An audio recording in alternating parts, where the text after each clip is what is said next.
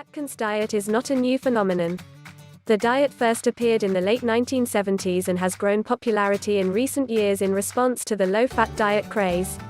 As dieters had trouble with low-fat plans, they searched for a new solution, and Dr. Atkins' New Diet Revolution book found a new audience. A lot of people have jumped on the Atkins bandwagon, and there has been a lot of hype as a result. But what are the basic principles of the Atkins diet? The Atkins diet is based on a theory of why we get fat. According to Dr. Atkins, the overconsumption of carbohydrates and simple sugars leads to weight gain.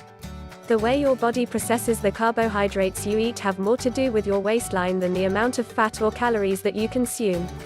In his book, Atkins outlines a phenomenon called insulin resistance. He theorizes that many overweight people have cells that do not work correctly. When you eat excess carbohydrates and sugar, your body notices that sugar levels are elevated. Insulin is released from the pancreas in order to store sugar as glycogen in the liver and muscle cells for extra energy later on. However, your body can only store so much glycogen at once. As soon as your body reaches its limit for glycogen storage, the excess carbohydrates are stored as fat. This happens to everyone who eats too many carbohydrates. However, insulin-resistant individuals have an even harder time of using and storing excess carbohydrates. The more insulin that your body is exposed to, the more resistant it becomes. Over time, the pancreas releases more insulin and cells become insulin resistant. The cells are trying to protect themselves from the toxic effects of high insulin. They create less glycogen and more fat. As a result, insulin-resistant individuals gain extra weight. The carbohydrates get converted into fat instead of energy.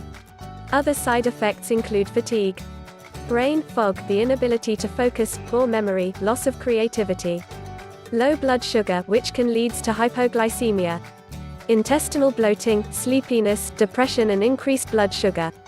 There is much more than weight at stake when you are insulin resistant. The remedy for people who are insulin resistant is a diet restricted in carbohydrates. The crux of the Atkins diet is a limitation of carbohydrates in all of its forms. The foods restricted on the Atkins plan include simple sugars, like cookies, sodas and sweets, and complex carbohydrates, like bread, rice and grains. Even carbohydrates that are considered healthy, such as oatmeal, brown rice and whole wheat bread, are restricted on the program. The diet has you restrict your carbohydrate intake to less than 40 grams a day. This will put your body in a state of ketosis. While in ketosis, your body will burn fat as fuel. According to Dr. Atkins' research, the ketosis state will also affect insulin production, and it will prevent more fat from being formed. Your body will begin using your stored fat as an efficient form of fuel, and you'll lose weight. Another benefit of the Atkins plan is that ketosis will end your cravings for carbohydrates. If you've been living on a carb-heavy diet, you may have found that you simply cannot get enough carbohydrates. With carbohydrate restriction and ketosis comes a reduction in carbohydrate cravings. People who have been on the Atkins diet for some time report that they do not crave carbohydrates as they once did.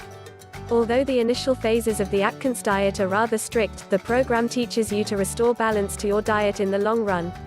People who use the diet slowly reintroduce minimal amounts of carbohydrate into their eating until they find a comfortable balance between their health and carbohydrate use.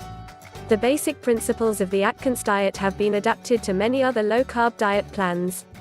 However, Atkins' popularity still remains strong as one of the most effective low-carbohydrate solutions for those who are insulin resistant.